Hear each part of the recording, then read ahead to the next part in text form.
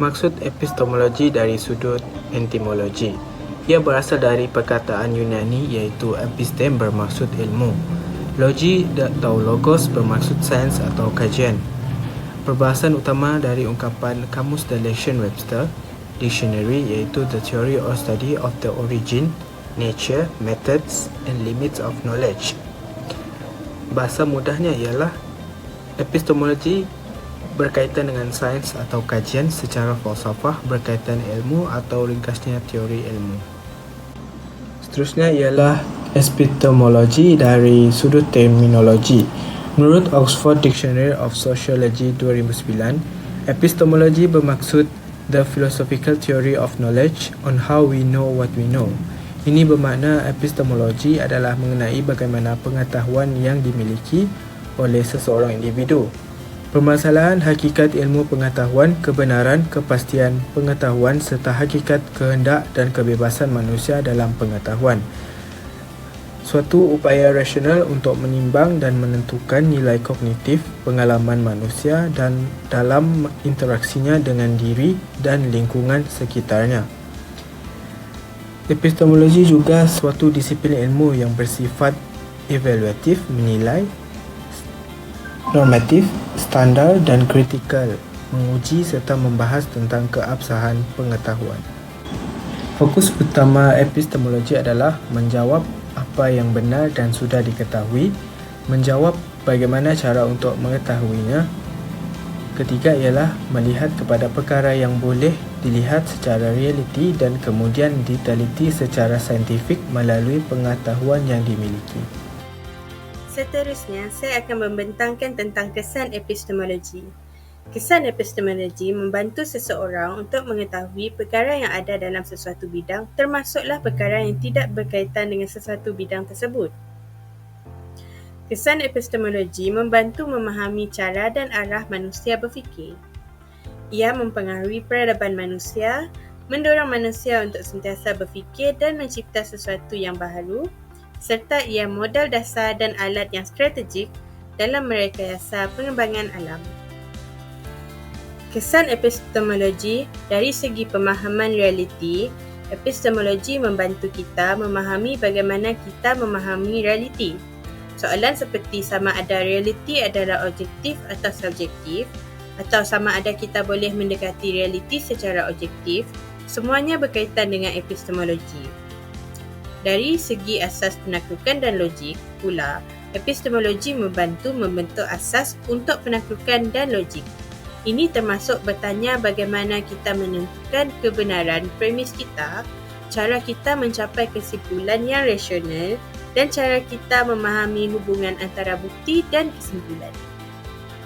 Dari segi kritikan pengetahuan pula, epistemologi memperkenalkan rangka kerja untuk menilai dan mengkritik pengetahuan. Ini melibatkan soalan tentang kesasihan, tuntutan pengetahuan, ketekalannya dan kaitannya dalam konteks yang berbeza. Falsafah ilmu pengetahuan merujuk kepada kefahaman manusia terhadap sesuatu perkara di mana ia merupakan kefahaman yang sistematik dan diusahakan secara sedar. Ahli falsafah mengatakan ilmu adalah pengancaman bentuk maklumat dalam jiwa. Imam Al-Ghazali menjelaskan pengetahuan adalah pengetahuan yang sistematik, benar dan meyakinkan. Seterusnya adalah ilmu sains. Proses pengumpulan terdiri daripada tiga iaitu ilmu maklumat dan penyusunannya. Dari segi sudut etimologi, sains berasal daripada bahasa Latin yang membawa maksud mendapatkan sesuatu ilmu atau maklumat. Manakala sudut terminologi, sains bermaksud ilmu pengetahuan yang bersistem serta berdasarkan kepada serapan, kajian dan eksperimen. Hubungan falsafah dengan sains. Pada awalnya, sains merupakan sebahagian daripada cabang falsafah. Ia juga merupakan induk bagi segala ilmu pengetahuan. Ia juga mengalami perubahan di mana subjek sains dan falsafah itu telah berkembang dan mempunyai cabang-cabangnya tersendiri. Revolusi sains berlakunya di Eropah sekitar tahun 1500 hingga 1750 Masehi. Kesan penyelidikan di barat dikenali sebagai konsep bebas nilai. Seterusnya, aliran falsafah ilmu. Aliran falsafah ilmu terbagi kepada 3, yaitu empirisme, rasionalisme, dan skeptisisme. Yang pertama, empirisme. Empirisme menolak pandangan falsafah rasionalisme bahawa akal manusia mempunyai konsep sebelum proses tanggapan di dunia. Empirisme berasal dari bahasa Yunani empirikos yang bermaksud pengalaman. Kelemahan empirisme adalah objek yang menipu, indera terbatas, dan indera menipu. Implikasi bagi empirisme adalah dunia pikiran seseorang dan dunia di luar minda yang membimbingi zat. Seterusnya, rasionalisme.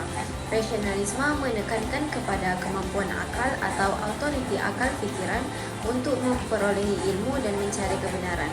Kelebihan rasionalisme adalah mereka dapat menyusun sistem-sistem kefalsafan yang lahir sejak zaman Aristoteles.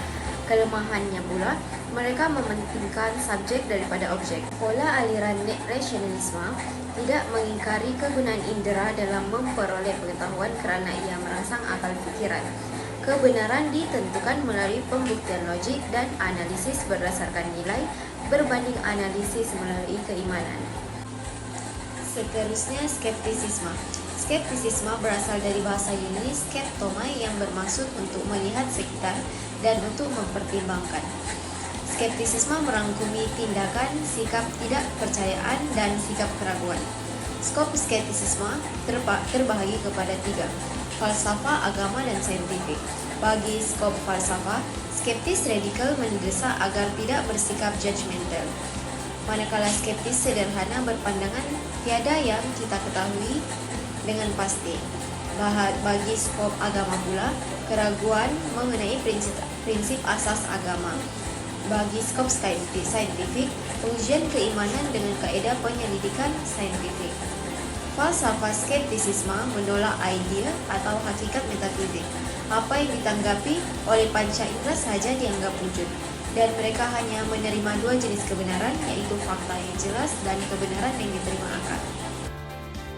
Sekarang beralih kepada bahagian sumber perolehan ilmu terdapat 2, iaitu wahyu dan tradisi, dan ilham dan intuisi. Pada bahagian wahyu dan tradisi, wahyu merupakan sumber pengetahuan yang disampaikan Tuhan kepada manusia pilihan. Wahyu juga merupakan sumber pengetahuan paling utama yang menjadi asas, ukuran dan rujukan atas setiap kebenaran pengetahuan rasional, empirikal atau intuisi. Wahyu juga boleh dikaji secara rasional atau pendekatan empirikal, terutamanya yang melibatkan pengalaman manusia dalam konteks individu dan alam nyata.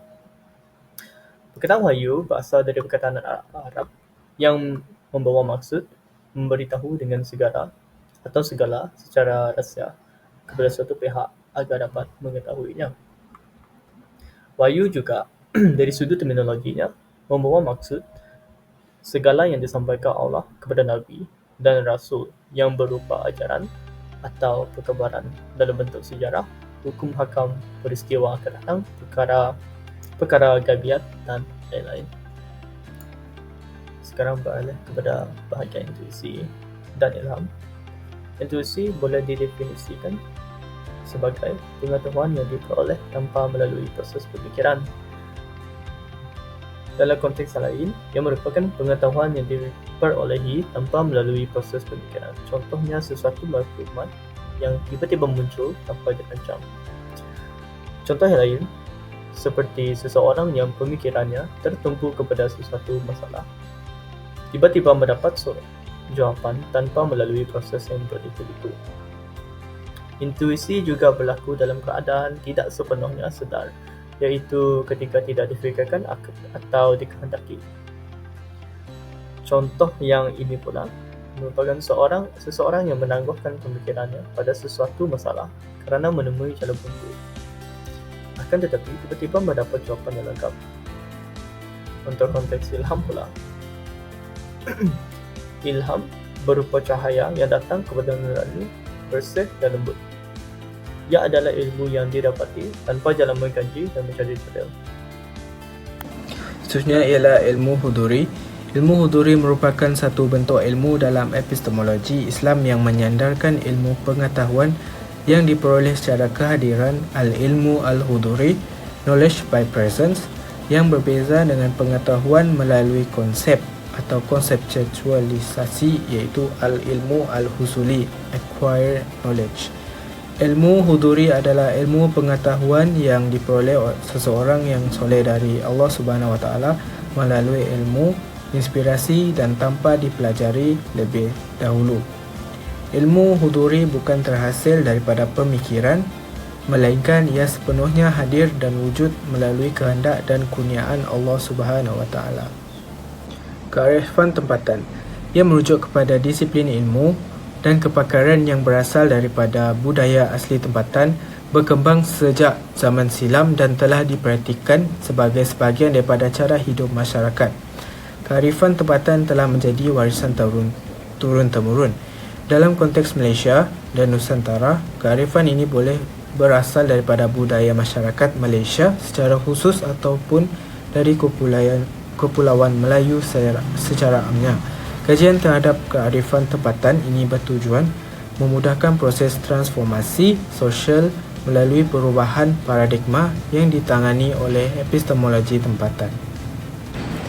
Manakala hikmah pula, dari sudut etimologi, al-hikmah bermaksud perkataan bahasa Arab yang bermaksud kebijaksanaan, pendapat atau pemikiran yang bagus, pengetahuan, falsafah, kenabian, keadilan, peribahasa ataupun kata-kata bijak dan Al-Quran.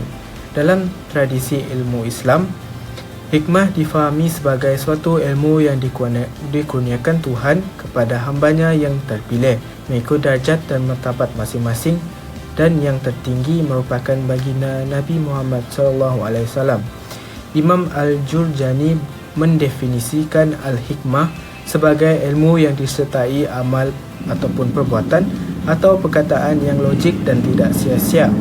Secara umumnya, al-hikmah adalah merujuk kepada suatu yang membawa kebaikan dan manfaat kepada kehidupan manusia, termasuklah apa jua bidang ilmu yang membawa kesejahteraan hidup manusia. Dalam kebenaran ilmu, terdapat 3 teori yang boleh kita bincangkan di sini. Salah satunya adalah teori korespondensi. Teori kebenaran korespondensi yang kadang disebut dengan accordance theory of truth adalah teori yang berpandangan bahawa pernyataan-pernyataan adalah benar jika berkorespondensi terhadap fakta atau pernyataan yang ada di alam atau objek yang dituju pernyataan tersebut. Kebenaran atau keadaan benar itu apabila ada kesesuaian antara erti yang dimaksud oleh suatu pernyataan atau pendapat dengan objek yang dituju oleh pernyataan atau pendapat tersebut. Signifikansi. Teori ini terutama apabila diaplikasikan pada dunia sains dengan tujuan dapat mencapai suatu kebenaran yang dapat diterima oleh semua orang. Seorang ilmuwan akan selalu berusaha meneliti kebenaran yang melekat pada suatu secara sungguh-sungguh sehingga api yang dilihat itu benar-benar nyata terjadi. Sebagai contoh, gunung dapat berjalan. Untuk membuktikan kebenaran pernyataan ini harus diteliti dengan keilmuan yang lain, iaitu ilmu tentang gunung. Ternyata gunung mempunyai kaki yang bisa bergerak sehingga menimbulkan gempa bumi dan tsunami. Dengan demikian, sebuah pernyataan tidak hanya diyakini kebenarannya tetapi harus diragukan dahulu untuk diteliti sehingga mendapat suatu kebenaran hakiki. Untuk teori koherensi pula, teori kebenaran koherensi atau konsistensi adalah teori kebenaran yang didasarkan kepada kriteria koheren atau konsistensi. Sesuatu pernyataan tersebut benar apabila sesuai dengan jaringan komprehensif dari pernyataan-pernyataan yang berhubung secara logis. Menurut teori ini, kebenaran tidak dibentuk atas hubungan antara putusan dengan sesuatu yang lain, yaitu fakta dengan realitas, tetapi atas hubungan antara putusan-putusan itu sendiri. Teori ini berpendapat bahawa kebenaran ialah bersesuaian antara satu pernyataan dengan pernyataan-pernyataan lainnya yang sudah lebih dahulu diketahui, diterima dan diakui sebagai benar. Untuk teori ini pula, terdapat beberapa kelemahan seperti terdapat kerahsiaan antara dua idea, pernyataan yang mengelirukan, dan suatu pernyataan akan benar jika terdapat pernyataan yang bertentangan dengannya. Teori pragmatik. Teori kebenaran memiliki kriteria sesuatu pengetahuan adalah benar bila memiliki gunaan yang bertiga atau manfaat dalam kehidupan. Memetikkan idea yang berguna walaupun palsu. Justru kebenaran bukanlah keutamaan. Kepalsuan boleh diterjemahkan dengan hujah-hujah rasional, sedangkan tarikan pragmatisme adalah manfaat jangka pendek yang sengaja diada-adakan. Hujah kebenaran, mandat atau utility, dan seterusnya dilaksanakan atau utility atau kesan yang memuaskan. Contohnya, seiring perkembangan zaman, teknologi semakin canggih. Para ilmuwan menemukan teknologi baru untuk memudahkan pekerjaan manusia teknologi pintar. Contohnya, penemuan dan mengaplikasikan teknologi pintar tersebut dikatakan benar kerana berguna untuk memudahkan pekerjaan manusia. Kelemahan teori ini bersifat relatif dan berubah mengikut peredaran zaman.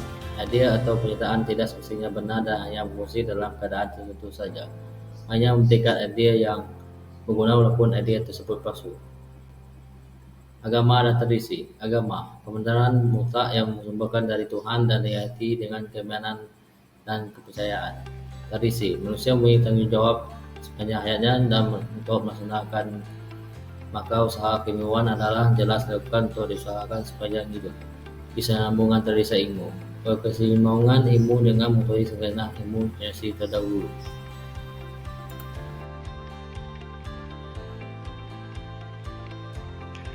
Epistemologi untuk kemajuan hidup. Epistemologi memberi pengajaran tentang jenis ilmu dan klasifikasinya. Sains tulen. Terdapat 4 sains tulen iaitu fizik, kimia, biologi, dan matematik, dan lain-lain. Seterusnya, sains sosial, iaitu politik, ekonomi, pendidikan, linguistik, komunikasi, dan antropologi. Sintesis ilmu-ilmu baharu. Yang pertama, kegagalan menyatukan ilmu ada 3 peringkat, iaitu kesepaduan antara falsafah, ilmu, dan agama. Kedua, kesepaduan antara ilmu nakli, wahyu, dan akli, akal rasional. Dan kesepaduan antara ilmu akli dan ilmu sains. Seterusnya, epistemologi, ilmu bukan lagi monodisiplin tetapi transdisiplin. Dan yang terakhir, kelemahan monodisiplin, iaitu keterbatasan seseorang memahami isu. Yang kedua, sudut pandangan berbeza mengikut bidang masing-masing. Dan yang terakhir, para ilmuwan bekerjasama menyatukan disiplin ilmu.